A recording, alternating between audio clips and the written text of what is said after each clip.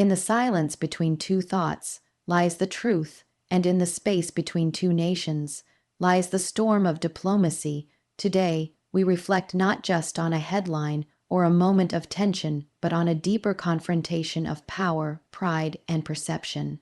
Former U.S. President Donald Trump, a man shaped by fire and controversy, now finds himself questioned not by his own people, but by a nation rising with quiet confidence, India.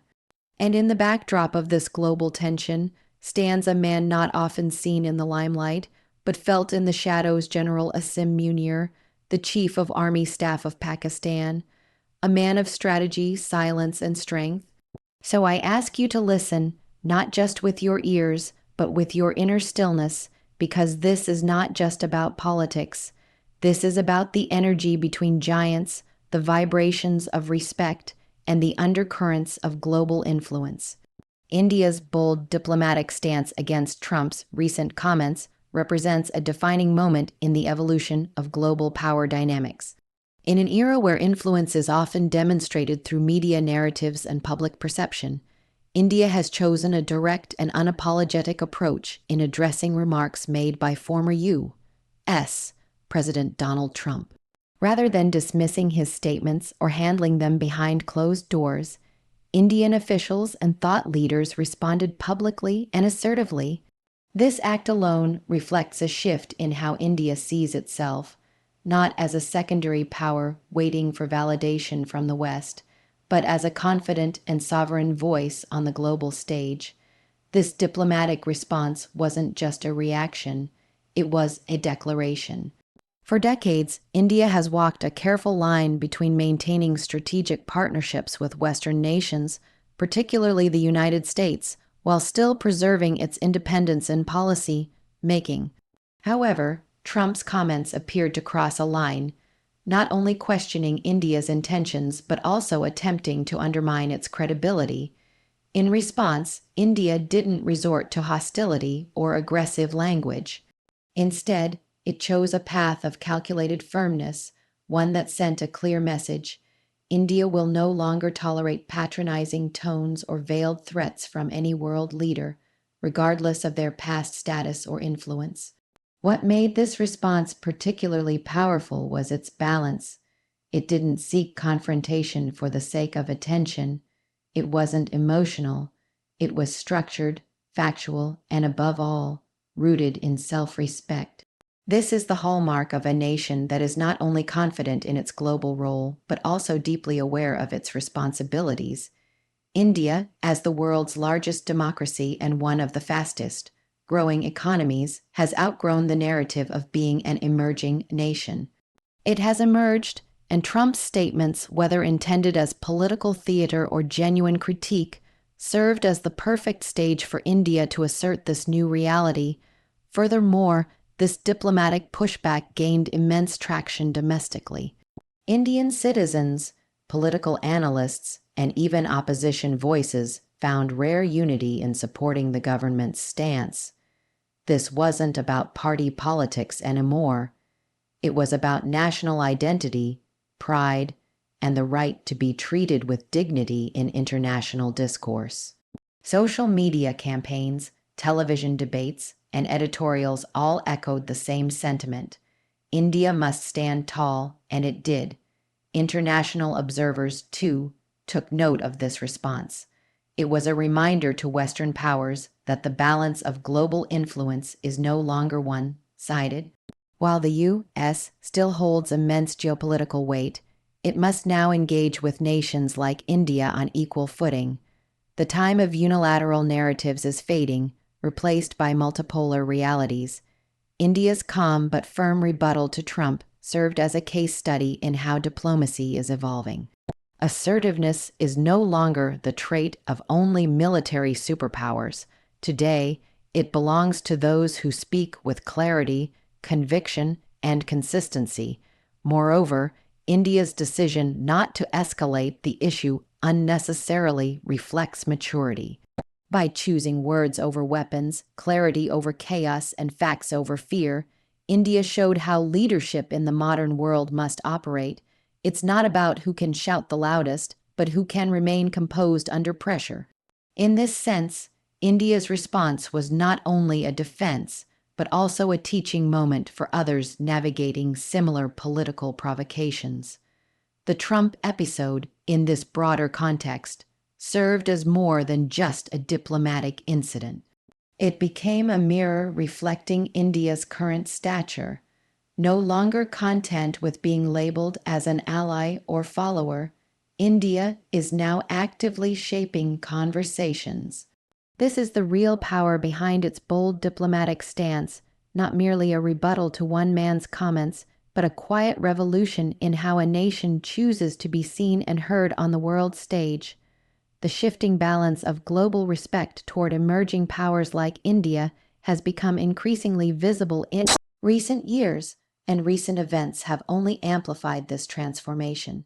Historically, the global power structure has been dominated by Western countries, with the United States often acting as the central authority in diplomatic, economic, and military affairs. Countries in Asia, Africa, and Latin America were either viewed as strategic assets or dependent entities. But that paradigm is changing, and India stands at the forefront of this change, not by demanding respect through force, but by earning it through consistent growth, strategic diplomacy, and self-assurance. India's rise is not accidental. It is the product of decades of economic reform, technological innovation, demographic advantage, and political resilience. As other major powers grapple with internal instability or declining global trust, India is presenting itself as a reliable partner, a strong democracy, and an emerging voice of the global South. The world is beginning to acknowledge that leadership is no longer the sole right of those who wield the most military firepower or hold the largest banks. Leadership now also belongs to those who can inspire, stabilize, and connect. India fits that model today. The turning point lies in perception. Respect in international relations is built not only on strength, but on consistency, values, and the ability to stand firm in moments of pressure. India has demonstrated all of these qualities on multiple occasions. Whether it's refusing to bow to international pressure regarding defense decisions, or maintaining a balanced stance in complex global conflicts, India has shown that it is not afraid to walk its own path. This independence is admired even by countries that may not always agree with its policies, because respect, at its core, comes from clarity and conviction. One cannot ignore how India's diplomatic machinery has evolved. Its outreach to African nations, its leadership in climate change dialogues, its prominent role in the G20, and its growing presence in global tech and trade discussions all indicate a nation that is no longer asking for a seat at the table. It is building new tables altogether. And countries across Asia, Europe, and even the West are beginning to recognize this shift. Foreign leaders are more careful, more thoughtful, and more respectful in their dealings with Indian officials, fully aware that India has the capacity to influence outcomes beyond its borders. What makes this transformation even more significant is that it's occurring without the traditional tactics of coercion or dominance. India is not imposing its will on others. It is not interfering in the domestic politics of distant nations. Instead, it is leading by example through its population of over 1 billion, its powerful diaspora, its resilient economy, and its technological strides in space, IT, and pharmaceuticals. This kind of organic influence creates a deeper, longer-lasting form of respect. Another reason for the shift in global attitude is the growing realization that India is a bridge between worlds. It can speak to the West in the language of economics and innovation, while also resonating with the East and global South in terms of history, struggle, and shared cultural experiences. This dual capability gives India a rare position. it is not confined to a geopolitical box. It is versatile, adaptable, and increasingly central to solving the world's biggest problems. The shift in global respect is also mirrored in how media and international think tanks are covering India. No longer do they focus solely on poverty or social issues. Now, there is growing coverage of India's diplomacy, military modernization, digital revolution, and space missions. This is a subtle but powerful indicator that the world no longer sees India as a story of potential. It sees it as a story of presence, a nation that has arrived and is ready to lead not just regionally, but globally. Asim Munir's calculated silence in the face of growing tension between Donald Trump and India has become a subject of intense speculation, drawing attention not only to his personal style of leadership, but also to Pakistan's evolving strategic posture. In the realm of geopolitics, what is unsaid often carries as much weight as what is declared. Silence, in this case, should not be mistaken for passivity. Instead, it appears to be a deliberate and measured decision, crafted to serve multiple objectives while avoiding unnecessary entanglements in a diplomatic feud that doesn't directly involve Pakistan, but certainly surrounds it. General Asim Munir, since taking office as Pakistan's Chief of Army Staff, has demonstrated a reserved and focused approach to power. Unlike some of his predecessors who were more visibly engaged in political theatrics or confrontational posturing, Munir's style has been defined by restraint, clarity, and strategic foresight. This silence regarding Trump's statements and India's response can be seen as part of a broader philosophy, one where actions speak louder than statements and where timing is everything. By not commenting directly, Munir ensures that Pakistan does not become a pawn in someone else's narrative, particularly one driven by the unpredictability of Trump's rhetoric and the assertiveness of India's diplomacy.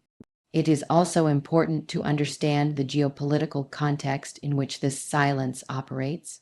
Pakistan remains in a delicate position, managing its relations with the United States, dealing with regional challenges, especially from India, and strengthening ties with China, the Middle East, and emerging blocs such as BRICS.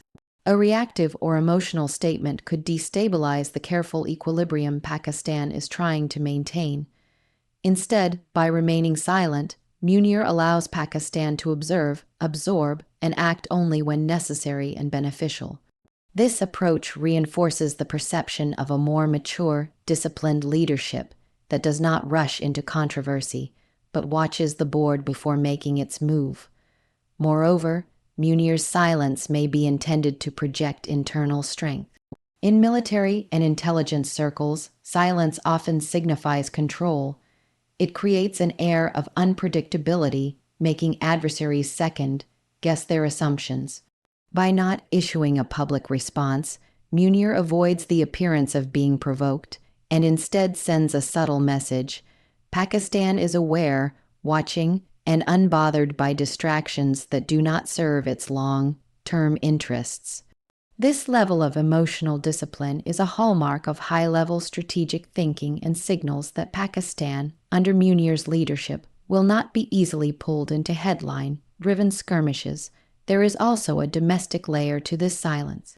Within Pakistan, political instability has often been worsened by impulsive reactions from high-ranking officials.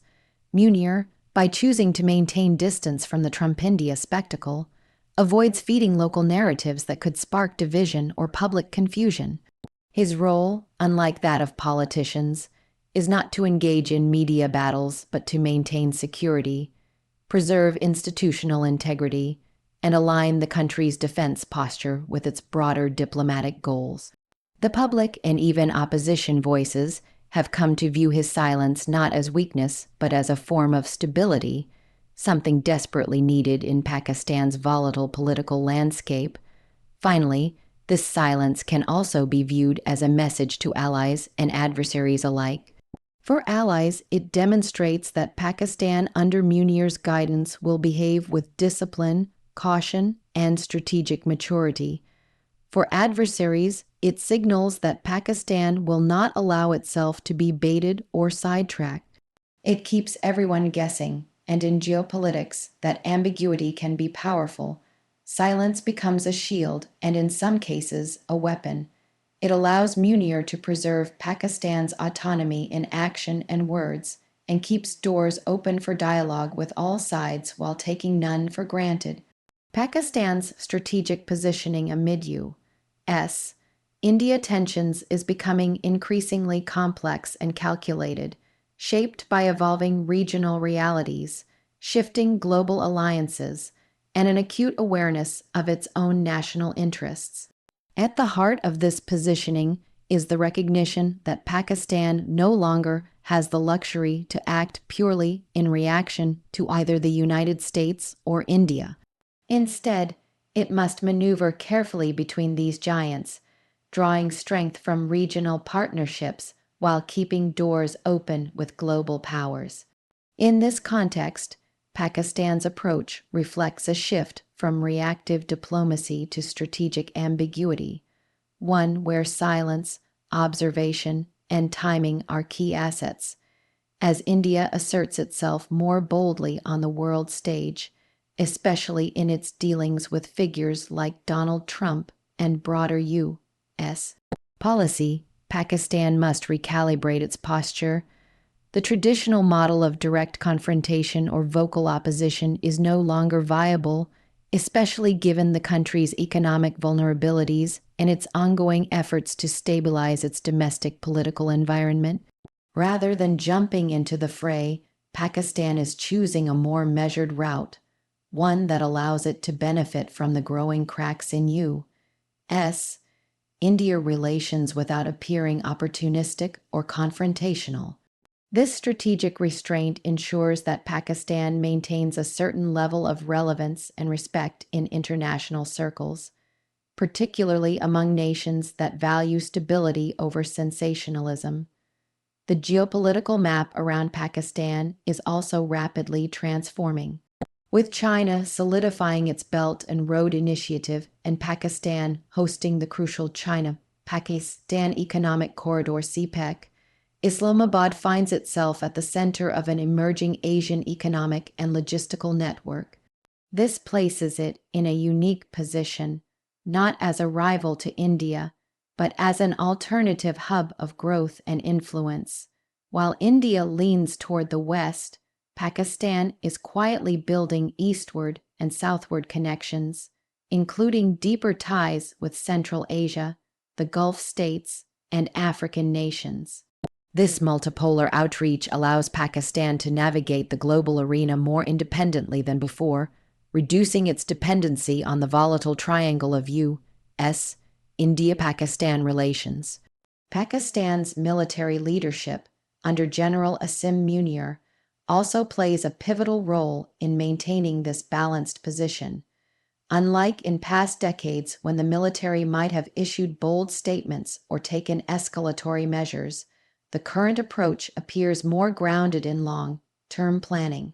Military diplomacy has taken a front seat with back-channel dialogues, international defense cooperation, and strategic exercises aimed at enhancing credibility rather than escalating tension. By staying out of the immediate spotlight during the Trump-India narrative, Pakistan's military avoids being dragged into a media-driven confrontation and instead focuses on readiness, deterrence, and controlled engagement. In addition, Pakistan is increasingly engaging with non-traditional allies and global forums that offer it greater room to express its own perspectives. Its participation in forums like the Shanghai Cooperation Organization (SCO), its improving relations with Russia, and growing attention from Middle Eastern powers provide Islamabad with diplomatic alternatives that reduce the pressure to constantly respond to U.S. India developments. In essence, Pakistan is broadening its horizons, both in economic and political terms, creating a cushion against the pressures of bilateral tensions. Another aspect of this strategic positioning lies in Pakistan's public messaging.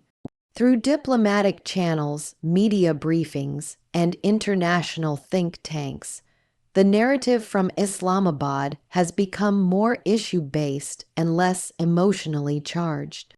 By framing its concerns in terms of regional stability, counterterrorism, economic cooperation, and humanitarian interests, Pakistan seeks to reshape how it is perceived globally, rather than being seen as a perpetual adversary to India or a junior partner to China. It aims to project itself as a nation with its own vision for peace and progress. This careful, deliberate positioning shows that Pakistan is not simply reacting to the headlines created by Trump or the assertiveness of India. Instead, it is moving with intentionality, recalibrating its alliances, refining its image, and reinforcing its sovereignty.